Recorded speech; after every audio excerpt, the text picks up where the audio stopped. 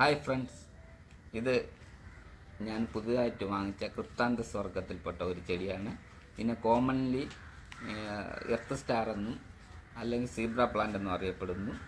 ഇത് എൻ്റെ ഗാർഡനിൽ പുതിയൊരു അതിഥിയാണ്. ഞാൻ ഇതിനെ റിപ്പോർട്ട് ചെയ്യുന്ന വീഡിയോ ആണ് ഇന്ന് ഇടാൻ ഉദ്ദേശിക്കുന്നത്. ഗ്രീൻ ലൈറ്റിൻ്റെ പുതിയൊരു വീഡിയോയിലേക്ക് എല്ലാവരെയും സ്വാഗതം ചെയ്യുന്നു. ഞാൻ ഇടത്തരം ഒരു പോട്ട് എടുത്തിട്ടുണ്ട്. അതിൽ കുറച്ച് ചല്ലികൾ ഇടുന്നുണ്ട്, പിന്നെ കുറേ തൊണ്ടിൻ കഷ്ണങ്ങൾ. ഇത് ഡ്രെയിനേജ് സിസ്റ്റത്തിനും തൊണ്ടിൻ കഷ്ണങ്ങൾ ഈർപ്പം നിലനിൽക്കുന്നതിനും വേണ്ടിയിട്ടാണ്.